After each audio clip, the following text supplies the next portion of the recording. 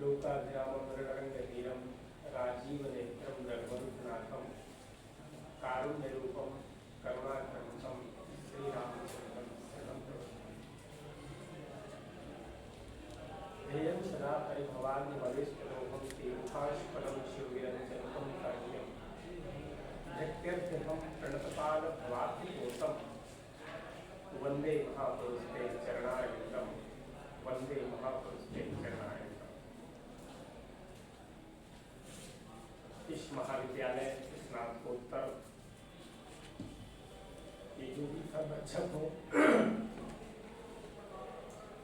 मंडल के अतिरिक्त विदेश कार्यक्रम के आयोजक हैं, इस मंच के माध्यम से उन सभी को सबसे पहले मैं साधुवाद देता हूँ, उनका आभार प्रकट करता हूँ कि उन्होंने मुझे इस लायक चुना कि मैं आप सभी के समक्ष भाषण तो नहीं लेकिन दो बात कर सकूं। संरक्षक श्रीमती प्रवीण शर्मा जी जो प्राचार्य हैं, डॉक्टर रंजना मिश्रा जी संयोजक हैं, वसुंधरा गुप्ता जी, डॉक्टर सबिहा तामीर जी, डॉक्टर राणा कुंवर सिंह जी आदि जितने भी लोग हैं और आप सभी। मुख्य बात, आप ऐसे गुरु को समर्पित हैं, उनके प्रति आपकी जो श्रद्धा है वो सचमुच सागर में गुरु कहलाने की योग्य है।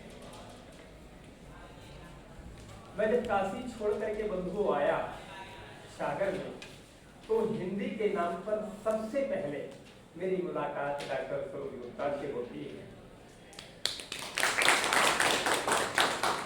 और संस्कृत परंपरा का व्यक्ति और वो भी काशी से आए, एक अल्हड़ अक्खड़ किस्म का आदमी सागर की गलियों में रहने के लिए मजबूर, क्योंकि यहाँ भारिया की सर्विस थी, नौकरी थी, रहना ही था। मैं यह प्रसंग इसलिए आपके समक्ष रख रहा हूँ क्योंकि आज जो विषय हमको दिया गया है वो चरित्र निर्माण रामकृष्ण की परंपरा। वस्तुतः आप इस चीज से भी निश्चित रहिए, मैं वो सब चीजें बिल्कुल नहीं बोलूंगा जो आपके मोबाइल में पहले से है। हम आप मिलकर के कुछ नई बात करेंगे। तो मेरी जब मुलाकात होती है इनसे, तो इन्होंने पूछा कि आप क्या करते हैं, कैसे मिलता, काशी छोड़ करके आए हो, कुछ दिन का सागर प्रवास है, थोड़ा सा ये जम जाए माहौल, मैं बोला काशी वापस। तो इन्होंने कहा कि मैं प्रयास करती हूँ कि आपको काशी जैसा यहाँ लगे। अचंभव इसलिए हुआ कि जो व्यक्ति काशी में 2500 साल रह गया उसे अन्य कोई शहर अच्छा नहीं। इन्होंने कहा आप देखिए, तो कुछ विद्वानों से इन्होंने हमारी भेंट कराई और कहा कि आप अपने कार्य को करिए। गल्फ कॉलेज में आप हुआ करते थे उस समय, तो आपने कहा कि हमारे यहाँ आइए, सप्ताह में 2 दिन लेक्चर दे दिया करिए संस्कृत में जो भी आपको चाहिए। गल्फ कॉलेज की स्थिति अब वर्तमान में नहीं पता, बहुत समय से नहीं गया, लेकिन उस समय जिस समय दीदी थी उस समय स्थिति ये थी कि शायद एक साथ सारे बच्चे आ जाए तो वहाँ खड़े होने की जगह नहीं हुआ करती थी। उस माहौल में भी किसी तरह आप एक कक्ष हमको देती थी और मैं सप्ताह में 2 दिन वहाँ पढ़ाता था। ऐसे ही चलता रहा। एक दिन उन्होंने कहा कि आप कुछ अपने से भी अब लिखिए पढ़िए। मैंने कहा दीदी आप माहौल समझ में नहीं आया। बोले बनेगा। आपकी प्रेरणा थी, आपका आदेश था, नित्य निरंतर आपकी वह सोच थी कि यह लड़का आया है किसी तरह से कुछ न कुछ करे, यह केवल हरि सिंह गौर विश्वविद्यालय और पत्नी के भरोसे न रह जाए। आज स्थितियां ये हो गई कि 4 PhD मेरे अंडर में अवार्ड हो गए। यह आपकी ही देन है। तो आप बड़े भाग्यवान हैं कि आप भले विद्या की राजधानी में नहीं है, लेकिन आपको विद्या की राजधानी की तरह गुरु मिले हुए हैं। नित्य निरंतर अगर मार्गदर्शक ये बनी रहेगी तो निश्चित है, मुझे आशा ही नहीं विश्वास है कि आप जरूर अपने मकसद में, अपने मुकाम पर कामयाब होंगे। यह एक सामान्य सी परिचर्चा थी, इसलिए नहीं कि यह बात मैं कह रहा हूँ कि मुझे बुलाया गया है। इस तरह के आयोजन में दीदी हमेशा आमंत्रित करती रहती है और बड़े बड़े इंटरनेशनल सेमिनार आप कराती हैं, निश्चित रूप से जाना होता है। आइए बात को आगे बढ़ाते हैं। जो जिसलिए मैं जाना जाता हूँ, बुलाया जाता हूँ, वह विषय मेरे लिए बड़ा अच्छा लगता है। आप सभी जानते हैं राम कृष्ण की परंपरा। यहाँ दो पहलू हैं, ध्यान दें, और आपके समक्ष दो युग उपस्थित हैं। जिन विद्यार्थियों को बीच में ऐसा लगे कि हमको दिक्कत हो रही है या मोबाइल, तो साइलेंट करके बात कर सकते हैं। तो क्या हुआ कि दो युग हैं और दो महापुरुष हैं। एक राम का युग है और एक कृष्ण का युग।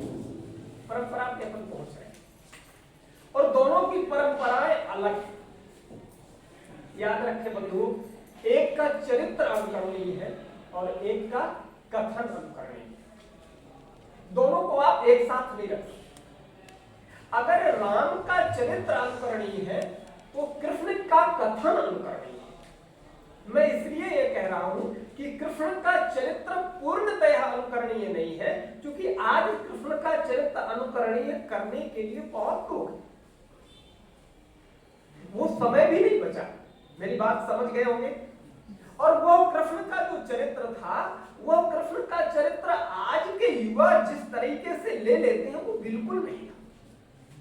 आज तो हम अपने फायदे की चीजें उठा लेते हैं। गूगल में बहुत सारी ज्ञान की बात है, लेकिन हम उन चीजों को कम पढ़ते हैं।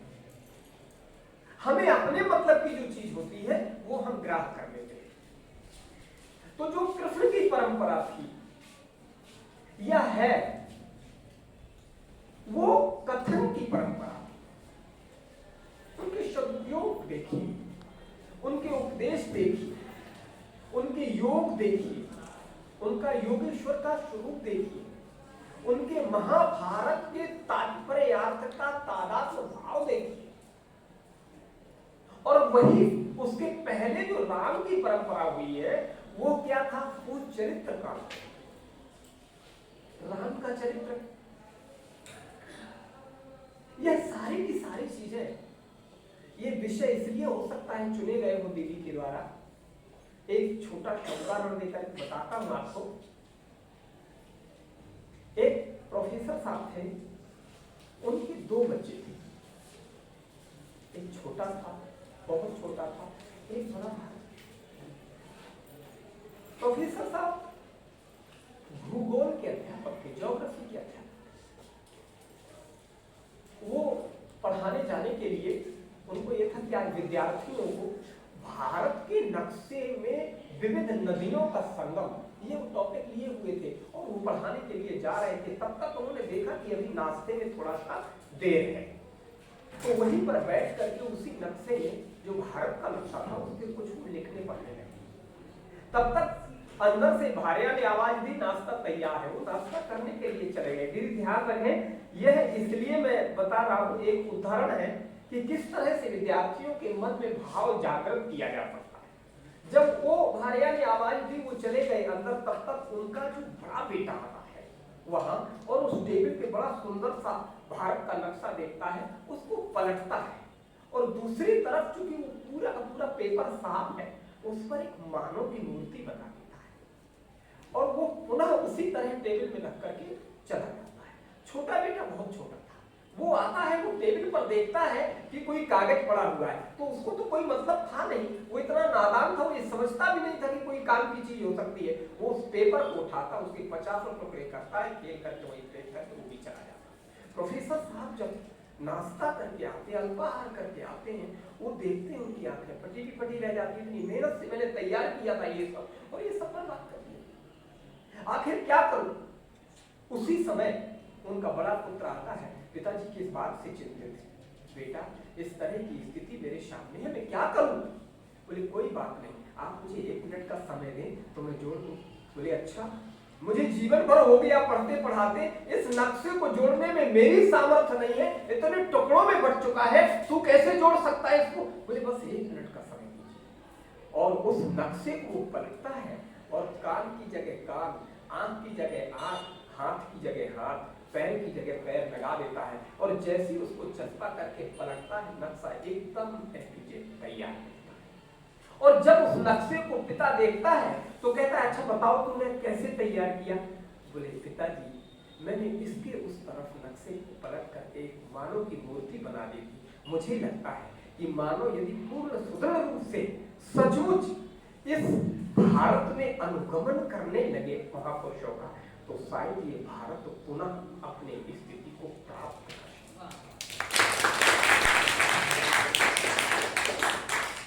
तो कहने का तात्पर्य है कि डॉक्टर सरोज गुप्ता जी इसलिए प्रयास करती रहती हैं कि मेरे विद्यार्थी यदि सुधर जाएंगे, एक विद्यार्थी 1000 विद्यार्थियों को सुधारने की क्षमता रखेगा, और वो 1000 विद्यार्थी जब भारत में पहुंचेंगे तो लाखों लोगों को सुधारने का प्रयास करेंगे। आज रामकृष्ण की परंपरा फिर से जीवन हो सकती है।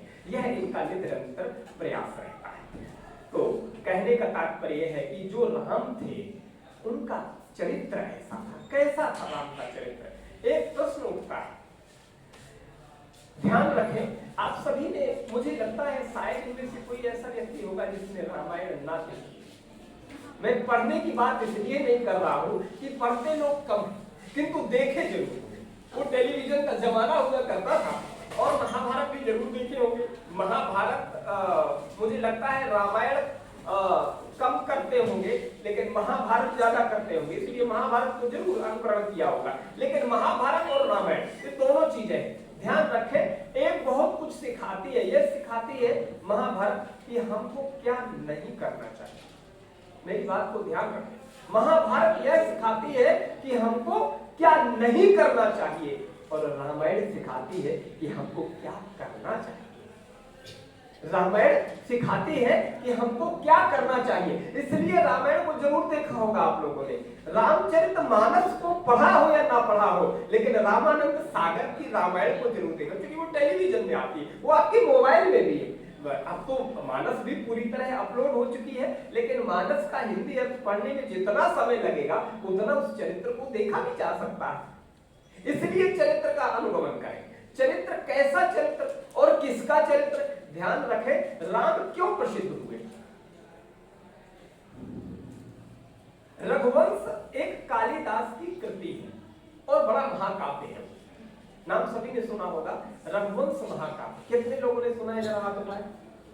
रघुवंश महाकाव्य, रघुवंश महाकाव्य वस्तुतः वाल्मीकि रामायण के द्वारा ही कहा जा सकता है कि उसको उसका अनुकरण किया गया या उसको पढ़ करके जो आधार लिया गया वो वस्तुतः वाल्मीकि से ही रखा गया। लेकिन रघुवंश में इतने राजाओं का वर्णन कर दिया गया है कि आप सोच नहीं सकते। 21 राजाओं का वर्णन रघुवंश महाकाव्य में है। राम तो बहुत नीचे की पीढ़ी के थे, और राम के पहले जो राजा हुए वो बड़े धुरंधर हुए। अंशुमान हो, भगीरथ हो, दिलीप हो। आप सभी जानते हैं गंगा कौन लाए? और उनके पीढ़ी के बाद लगभग 13 पीढ़ी चली आई। दिलीप, अज, दशरथ, और ये कोई कम योद्धा नहीं थे। और बच्चों यह भी मित्रों में बता दूं आप सबके सामने कि उस समय भी रावण था। तत्राभिनेत रथ रावणम आया है ग्रंथों में, देखिए। लेकिन इनमें से कोई, और आतंक भी वैसा ही था, लेकिन इन लोगों में से कोई व्यक्ति ऐसा नहीं था, कोई राजा ऐसा नहीं था। ये देवताओं की तो मदद करते थे जाकर के युद्धों में। आपने देखा होगा स्वयं राजा दशरथ जो राम के पिता थे वो भी देवासुर संग्राम में मदद की। आपने ये भी सुना होगा कि कैकेयी ने किसी तरह से राजा दशरथ की जान बचाई थी, आप सभी जानते हैं। तो ये देवताओं की जो मदद कर सकता है, तो क्या अपनी सुरक्षा के लिए, अपनी सीमा की संरक्षा के लिए रावण से युद्ध नहीं कर सकते? नहीं कर सकते। इसलिए कि ये जितने भी राजा थे, मैं ये नहीं कहता हूं कि इनका चरित्र नहीं था, किंतु ना तो उतनी तपस्या थी और नांसा अवतार था। इसी पीढ़ी में, इसी रघुवंश में राम का अवतरण होता है। आखिर क्यों राम ही समर्थ थे? दशरथ की कितनी रानियां थी? राजा दिलीप की पत्नी का क्या नाम था? चलो इस बहाने आप सभी को कम से कम याद तो हो जाए, सुदक्षिणा। ऐसे अनेक पीढ़ियां हुई, उस पीढ़ी में राम का अवतार होता है। और वही राम रमते योगिना यस्मिन सा रामा, जब तक वो राजभवन में रहे तब तक केवल राम रहे। और जिस दिन वो राम अपने राजभवन से बाहर निकल करके आते हैं, उस दिन से राम की जगह तपस्वी राम हो जाते हैं। महाराज राम तो बाद में ये पद मिलता है। और वही राम सकल मुनिन के आश्रय जाय जाय सुख दीन, अपने यहां बुलाया नहीं किसी को, स्वयं जाते आशीर्वाद देते हैं। ऋषि मुनि बहुत सारे ऐसे तो सोचते हैं बात क्या है, कोई नया कार्य करने वाला है, लेकिन जैसे ही शकल देखते हैं, चेहरा देखते हैं, उनका चलन देखते हैं, जिसे आप बुंदेलखंडी में चाल चलन कहते हैं। दीदी ने एक बड़ा अनूठा ग्रंथ लिखा हुआ है शब्द को, उसमें कुछ शब्द ऐसे हैं जिनको आप पढ़ेंगे तो बड़े दिमाग में दिल को छू लेने वाले शब्द हैं। तो जिसे अपन कहते हैं चाल चलन, राम की चलन ऐसी थी, राम की चाल ढाल ऐसी थी कि उसको देख करके, उसकी विनम्रता को देख करके ऋषि मुनि भी एक क्षण के लिए मुक्त हो जाते थे। तत्रैव आगमनम विष्णु, लगता है यह स्वयं विष्णु है, वो थे कि नहीं ये तो वो जाने। चरित्र का तात्पर्य केवल और केवल इससे नहीं होता है कि आप अपने को जो है केवल ब्रह्मचारी रखें या महिलाओं से बचा करें। कि चरित्र ये नहीं है कि यही दूषित हो गया तो चरित्र दूषित हो गया। चरित्र में सीधे सीधे आचरण से संबंध है। आप क्या करते हैं, क्या खाते हैं, क्या पीते हैं, कैसे रहते हैं, कैसे किसी से बात व्यवहार करते हैं, ये सारा का सारा जितना मटेरियल है जिसे आप जीवन में हमेशा उपयोग करते हैं, वो सारा का सारा आपके चरित्र में शामिल होता है। आप बहुत अच्छे हो, आप देखें बाहर निकल करके देखिए, आप कभी इस तरह से आप चलिए जैसे एक मदमस्त व्यक्ति चलता है, आपको लोग देखेंगे बात क्या है भाई, आपने किसी का कुछ बिगाड़ा नहीं, अपने शरीर को ही ऐहा गुर्रा करके चल रहे हैं। एक खाने पीने वाले की चाल को देख लीजिए, कभी आपको लगता है कि इससे 2 मिनट बात करने की लायक है क्या? वो भी आपके आचरण के साथ साथ चरित्र के साथ होता है। इसलिए इस बात का हमेशा ध्यान रखना चाहिए। यही बात पहले पुराने समय में, अब तो कम देखने को मिलता है, आप सभी ने देखा होगा रामलीला होता था, कृष्ण लीला होती थी। और रामलीला में ये सारी की सारी चीजें, जब टेलीविजन में हम आप रामानंद सागर को की रामायण को नहीं देख पाते थे, मुझे नहीं लगता कि उस समय स्थितियां क्योंकि दूसरी थी, लेकिन आप कभी घर जाकर के पूछिएगा, आपके माता पिता या जो 50 साल से ऊपर का व्यक्ति होगा वो ये जरूर देखेगा, अगर 5 किलोमीटर 10 किलोमीटर पर भी रामलीला हो रही है तो हम उसको देखने के लिए जाते थे, उससे नई चीज मिलती थी। और वहां रामलीला में होता क्या था, राम का चरित्र ही तो अभिनय किया जाता था। सुपनाखा की नाक कट रही है, क्यों कट रही है वो व्यास बताता था, नाक कौन काट रहा है वो लक्ष्मण जी हुआ करते थे, क्यों काट रहे हैं ये भी बताया जाता था। मतलब ये सारा का सारा राम का चरित्र रामलीला के माध्यम से आप सबके सम्मुख रखा जाता था। अब जब से टेलीविजन आ गया तो हम आप टेलीविजन में देखने लगे। उस रामलीला का क्या मतलब था, कभी आपने सोचा? आज आप गांव के लोगों को, जैसे आप व्यवस्थित रूप से बैठे हैं, ऐसे डॉक्टर सनोज गुप्ता गांव के लोगों को इकट्ठा करके हमारा वक्तव्य सुनवाने में समर्थ नहीं रखती। लेकिन वो रामलीला जो करते थे गांव वाले, वो इतना सामर्थ्य रखते थे कि अगर 2 पात्र अभिनय कर रहे हैं उस मंच पर तो नीचे हजारों की भीड़ उस अभिनय को देख रही हो। ये उस समय का सामर्थ्य हुआ करता था, उस समय भी आपने। आज हम अपने वक्तव्य के माध्यम से आपको वो बात पहुंचा रहे हैं, उस समय वो अभिनय करके पहुंचाते थे। तो राम का जो चरित्र है वो इस तरह का हुआ करता था। और ध्यान रखें, एक उसी चरित्र की बात आधुनिक युग में आती है, वह भी आपके चरित्र से ही जुड़ा हुआ है। जब गांधी जी इलाहाबाद पहुंचते हैं एक यात्रा के दौरान, अभिनंदन करने के लिए भारत का प्रधानमंत्री, प्रथम प्रधानमंत्री पंडित जवाहरलाल नेहरू जी उनके लिए पहुंचते हैं, अगवानी करते हैं, घर लाते हैं।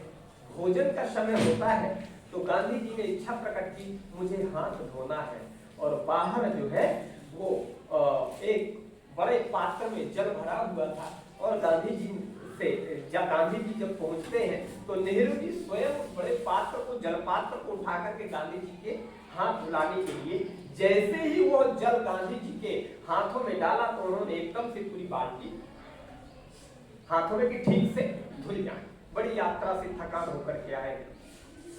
गांधी जी वहां बोले, नेहरू यह तुमने ठीक नहीं किया। बापू क्या हुआ? इस जितना जल इसमें था तुमने एक ही बार में मेरे हाथ भी ठीक से नहीं धुले, और तुमने पूरा बोले जल बहुत रखा है। बोले बहुत तो रखा है, लेकिन इतने जल में तुमने 10 बार हाथ धुले। बोले बापू यहां पर गंगा और यमुना का संगम है, सरस्वती अग्रस्त रूप से बह रही है, इलाहाबाद में पानी की कमी नहीं है, ये रेगिस्तान थोड़ा है। गांधी जी ने बड़ी सुंदर बात कही जो समझने लायक है। कहा, जवाहर, उस गंगा और यमुना पर, इस जल पर संपूर्ण अधिकार केवल हमारा नहीं है, उस जल पर और भी लोगों का अधिकार है, जिन्हें उस जगह पर कभी जाकर के देखिए जहां एक एक बूंद के लिए लोग तरसते हैं। इसलिए यह जो जल आपने हमारे हाथों में इकट्ठा डाल दिया, यह अपव्यय के अतिरिक्त कुछ नहीं, ये बर्बादी के अतिरिक्त कुछ नहीं हो सकता। इसलिए यह जो जल है इसका सदुपयोग करिए। कहने का तात्पर्य है कि अगर हमारे पास कोई राशि अधिक है किसी चीज की हो, तो हमें उसको व्यर्थ में नहीं होना। यह आपके चरित्र से जुड़ा, इन छोटी चीजों से ही चरित्र का निर्माण होता है, व्यक्तित्व का विकास होता है। हालांकि आपके जो नई शिक्षा नीति में है उसमें तो काफी चर्चा आएगी दीदी, उसमें काफी हद तक ये मटेरियल्स है, पंचकोशी अवधारणाओं की बात आएगी, बहुत सारी चीजें हैं। लेकिन यह जो छोटी छोटी चीजें हैं उनको देख करके ऐसा लगता है कि हमें कुछ ना कुछ ऐसा करना चाहिए। तो राम का ऐसा चरित्र था, जिस समय सीता से राम की विवाह के बाद भेंट होती है, उस समय सीता बड़ी असमंजस थी। जरा विचार करिए कि जिस घर पे मैं ब्याह करके जा रही हूँ उस घर में 3-3 रानियां रखने की प्रथा हो, मेरा क्या हाल।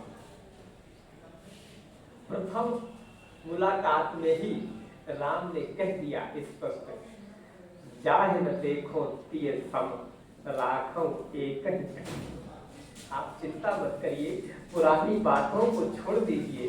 जैसे हम आप कहते हैं ना, सार को कह रहे छोटा देवराय, तो मेरे जीवन में आपके अतिरिक्त कोई आएगा नहीं। यह चरित्र हमारे राम का था, यही कारण था कि वो रावण जैसे आताताई को मारने में समर्थता प्राप्त कर सका। बंधुओं, अनेक बातें इस तरह की आई हैं। मैं आपको बता दूं कि इसी तरह की एक परिचर्चा और होती है। राम के विषय में अनेक प्रकार की बातें होती रहती हैं, कुछ अच्छी भी होती है, कुछ भ्रांति में चीजें होती हैं। हम आपको भ्रांति की बात नहीं करना, हम आपको तो जो हमारा मूल स्वभाव है, जो हमारी शिक्षा है, जो हमारी शिक्षा पद्धति से भारत को सर्वोत्कृष्ट बनाने की परंपरा की तरफ हम पुनः जो जा रहे हैं, चाहे वो आपके मध्य प्रदेश सरकार कर रही हो या आपकी केंद्र सरकार ने इस चीज का बीड़ा लिया हो, हमें उस पर ध्यान देना है। हमें क्रांति की बात करनी है, हमें भ्रांति की बात नहीं करनी है। राम थे अच्छी बात है, जो भगवान माने वो भगवान माने, हमारे लिए अगर वो महापुरुष है तो महापुरुष की तरह माने, और हमारे महापुरुष हमारे माँ बाप भी हो सकते हैं, हमारे वो भी आदर्श हो सकते हैं। अनेक अनेक इस तरह से नई शिक्षा नीति में उदाहरण आपको मिलेंगे। एक बार की बात आपको बता दें कि रावण और मंदोदरी का संवाद चल रहा था, और मंदोदरी ने कहा कि आप क्यों इस तरह से कार्य करते हैं, क्यों पराई स्त्री को जंगल से उठा करके ले आए आप, यह ठीक नहीं है। रावण नाराज होता है, कहता है कि मेरे भोग विलासता में तुम्हें जलन हो रही है, ऐसा नहीं होना चाहिए। बहुत समझाने के बाद भी पत्नी की जब बात नहीं मानता रावण परेशान सा दिखता है, तो पत्नी का कर्तव्य होता है कि अपने पति की चिंताओं को दूर करे। तो वो कहती है कि मंदोदरी ने कहा, ध्यान रखें, मंदोदरी ने कहा पति रावण से कि तुम्हारे जैसी जो मैं प्रेमाग्नि में सुलगती, तुम्हारे जैसी जो मैं प्रेमाग्नि में सुलगती, तो राम रूप धार सीता के समक्ष जाती, देखूं कैसे सीता की प्रीति न होगा। याद रखें, जो ये निशाचर थे, ये रूप धारण करके किसी का कोई भी रूप धारण कर सकते थे। आज भी वो चलता है। जब आप पढ़ लिख करके समाज में जाएंगे और नेतृत्व की बात करेंगे, बड़े बड़े नेताओं की बात करेंगे, तो आपको सब समझ में आ जाएगा कि ऐसा नहीं है कि उस समय रावण थे। आज भी बहुत सारे रावण के वंशज जीवित हैं, जो अनेकानेक स्वरूप धारण करके हम आपके समक्ष आते हैं और अपना उल्लू सीधा करते हैं अपनी बातों में। तो कहा कि जब जब राम रूप धार सीता के समक्ष जाती है, भाई आप रूप बदलने, जब सन्यासी का रूप बना सकते तो राम का रूप नहीं बना सकते। अपने काम को खत्म करिए, अपनी इच्छाओं की पूर्ति करिए, लौट के चले आइए, सीता को वापस भेज दीजिए। इतना बड़ा ये बवाल करने की क्या जरूरत है कि राम का रूप धार सीता के समक्ष जाती, देखो कैसे सीता की प्रीति न उमगती। बोला दशानन, पत्नी यह भी चाल चल के देख चुका। बोला दशानन, यह भी चाल चल के देख चुका। बोले क्या? बोले मेरी कुचाल ठगनी मुझको ही ठगती है। कैसे? बोले राम का स्वरूप धारता हूं तब तब पराई हरनार मुझे माता जैसी लगती है। राम का स्वरूप धारता हूं तब तब पराई हरनार मुझे माता जैसी लगती है। राम के स्वरूप में वो दमखम है, राम के स्वरूप का ये अस्तित्व है, राम के स्वरूप की वो महिमा है कि आप यदि रामलीला के पात्र भी बनते हैं तो कभी रामलीला के पात्र को मंच के उतरने के बाद देखिएगा वो 1 घंटे तक अपने उसी आबो हवा में रहता है कि नहीं वास्तव में मैं राम हूं। अनेक इस तरह की घटनाएं, एक बहुत दूर की बात नहीं है, यही छतरपुर के पास एक बार मैं भी रामलीला को देखने के चला गया। मतलब प्रामाणिक बात है, और मैंने उस अभिनय को देखा। राम स्वरूप जी नाम था उनका, खुद ही जो राम का अभिनय कर रहे थे। वो बड़ा बढ़िया से रावण को मार करके जब आए तो मैंने कहा उनका जो नेपथ्य जहां वो सजते हैं, आपने ध्यान दिया होगा कहा जहां वो सजते हैं, सजने का मतलब समझ रहे हैं ना, जहां उनका मेकअप होता है, जहां वो तैयार होते हैं, उसको हमारी भाषा में नाट्य शास्त्र के अनुसार नेपथ्य बोलते हैं। क्या बोलते हैं? नेपथ्य बोलते हैं। मंच तो एक होता है, रंगमंच हो गया, उसके पीछे का वो कमरा होता है, टेंट बना दिया जाता है, उसको नेपथ्य बोलते हैं। तो उस नेपथ्य में गया जहां वो अपनी ड्रेस चेंज कर रहे हैं, तो वहीं पर उनके ही एक व्यक्ति ने, एक साथी ने कहा जाकर के, क्या बंधु हो गया सब? बोले हाँ हो गया। बोले ठीक है तो जल्दी जल्दी चेंज किया जाए, अब चला जाए, बहुत दूर जाना है अभी। बोले ठीक है। बोले लीजिए। तब तक उसने एक खैनी बली, खैनी समझते तंबाकू जैसे कहते हैं, उसने तुरंत अपनी गादी में रख करके मली और ठोक करके कहा लीजिए अब खाइए, चले जाइए। मैं पीछे सब देख रहा था। बोले रुक जाओ यार, अभी थोड़ी देर, अभी तो ऐसा लग रहा है कि मेरे हृदय में ही राम बैठा। जरा विचार करिए कि उस अभिनय के बाद भी वो 1 घंटे तक अपने उस जो उसने आत्मा के अंदर राम को बिठा रखा है कि मैं राम हूं, आज अभिनय कर रहा हूं, 1 घंटे बाद भी उस आचरण को छोड़ नहीं पा। बंधु, राम का यह आचरण है। मुझे लगता है कि समय की अपनी सीमा है और आप सभी पीजी के छात्र हैं, वैसे भी नहीं भी कार्यक्रम रहेगा तो भी जब मुझे दीदी कहेंगी, आज तो थोड़ा समय कम है क्योंकि मुझे जो कहना था मैं अपनी बात तक पहुंच ही नहीं पाया, भूमिका ही बनाने में समय चला गया। फिर कभी अगर ऐसा लगेगा मौका तो जरूर मैं जो है आऊंगा और आप सभी के बीच बैठूंगा। 1 मिनट की बात कह करके अपनी वाणी को विराम दूंगा। 5 मिनट और दे सकते हैं।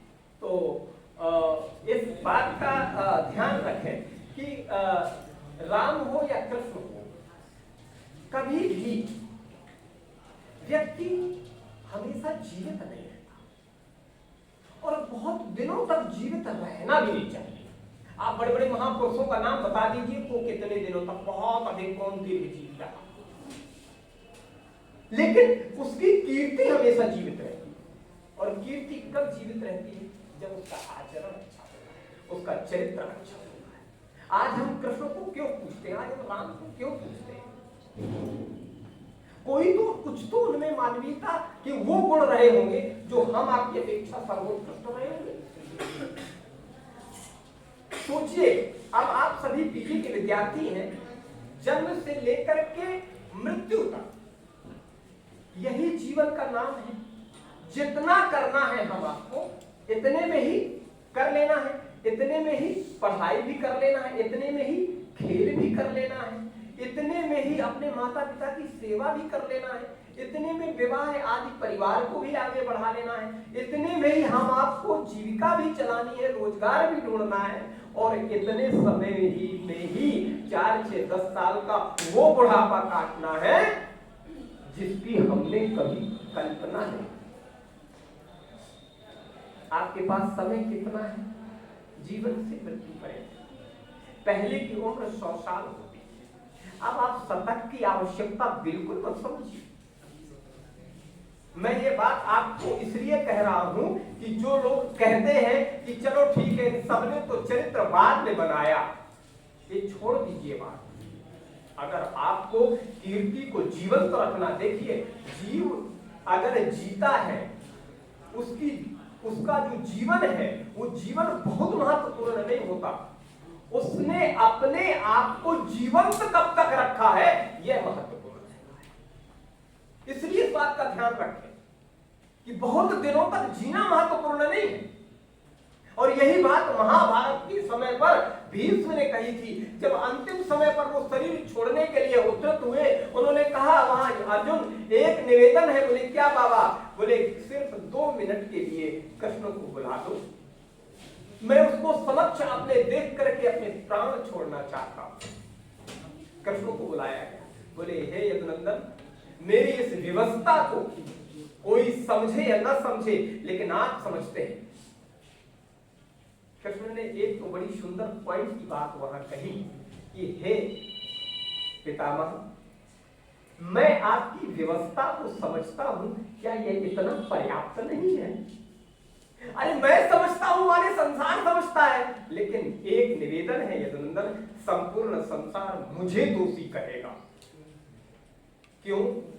क्योंकि भीष्म जैसा योद्धा होते हुए भी इस काल में अनेक अन्याय होते रहे लोगों के साथ। लोगों का मतलब पानी तो खोल करके मैं नहीं कहा, अनेक अन्याय होते रहे, उसका संपूर्ण उत्तरदायित्व तो मेरे ऊपर आएगा, क्योंकि मैं उस युग का व्यक्ति था और मेरी कुछ मजबूरियां थी, कुछ ऐसे बंधन थे जिसकी वजह से मैं उठ नहीं सका। आप भी जानते हैं इस बात को कि अगर भीष्म उस अन्याय के खिलाफ महाभारत में उठ करके खड़ा हो जाता तो कौन दुर्योधन, कौन शकुनी, कौन दुशासन और कितने लोग कई मिनट टिक सकते थे। आपसे ज्यादा इस बात को कोई नहीं जानता। मेरी मजबूरी थी कि मैं चुप रहा, और उसी चुप का कारण था कि आज संपूर्ण विभीषिका जो सजी हुई है ये युद्ध की, उसका संपूर्ण दायित्व तो मेरी ऊपर है। राजनीति में हस्तक्षेप ना करना ठीक बात है, लेकिन राजनीति और अपने युग को ना समझना यह ठीक बात नहीं। हम आप राजनीति नहीं कर सकते, कोई बात नहीं, हम उस चीज को समझ तो सकते हैं हमारे साथ अन्याय हो रहा है कि न्याय हो रहा है, और अगर वो असहनीय है तो उसका प्रतिकार करना चाहिए। यदि आप जीवित हैं और जीवित है तो दिखना चाहिए कि आप जीवित हैं। इसलिए चाहे वो धर्म का विलेपन हो, चाहे राष्ट्र के उत्थान की बात हो, या राष्ट्र के प्रति जो बाहर के लोग आंखें गड़ाए बैठे हैं, जब वो सीमा पर आ जाए तो बंधुओं उस समय पर पुस्तकें रख देनी चाहिए और अपने आप को समर्पित कर देना चाहिए देश के लिए। कितने ऐसे विद्यार्थी आप आजादी की लड़ाई में जो कूद पड़े थे, जिनका नाम इतिहास जल्दी नहीं लेता, लेकिन आप देखें नाम केवल नायक का होता है, भीड़ का कोई नाम नहीं होता। आपके भी पूर्वज उस भीड़ में रहे होंगे जो मारे गए होंगे, मेरे भी पूर्वज उस भीड़ में रहे होंगे आजादी के आंदोलन में जो मारे गए होंगे, लेकिन उनका नाम इतिहास में इसलिए नहीं है क्योंकि वो भीड़ का एक हिस्सा थे, वो नायक नहीं थे। और नायक का भी अस्तित्व तब तक रहता है जब उसके पीछे लोग चलने वाले। हमें नायक बनने की जरूरत नहीं, लेकिन उस भीड़ का हिस्सा तो हम बन सकते हैं। बंधुओं, इसलिए अपनी कीर्ति को यदि जीवंत रखना चाहते हैं तो कुछ ना कुछ तो करना होगा, कोई कहीं ना कहीं तो इस शरीर को हिलाना हिलाना होगा, चाहे कलम के माध्यम से हो और चाहे ताकत के माध्यम से हो। नई शिक्षा नीति आई है, वो क्रांति लेकर के आई है और आपको एक नई ऊर्जा देकर के जाएगी। इसलिए केवल और केवल धन कमाने के चक्कर में मत सोचिए, शिक्षा को व्यवसायीकरण के ऊपर मत ढालिए। क्या करेंगे सब करके जीविका का उपार्जन मिल जाए शिक्षा की दम पर, बस इतना ही पर्याप्त है। इकट्ठे कर जहां के जर सभी मुल्कों के मालिक थे, और सिकंदर जब गया दुनिया से दोनों हाथ।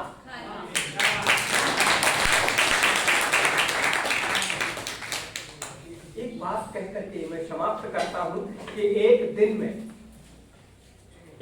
में जा रहा था, मन में कुछ अरमान थे।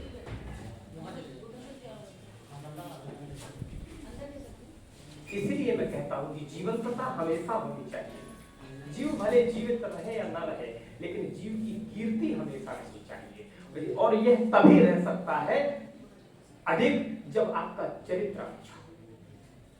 एक दिन मैं जा रहा था, मन में कुछ अरमान थे।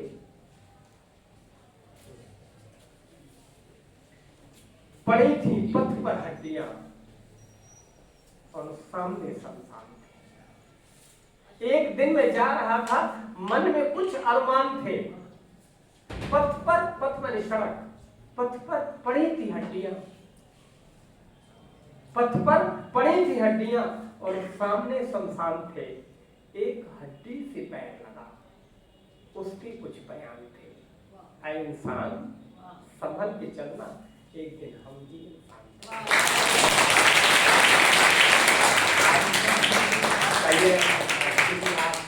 का आदेश था और कम समय है, मैं जल्दी में अपना वक्तव्य फिर आप सभी के कभी दर्शन करूंगा। जय हिंद, जय भारत।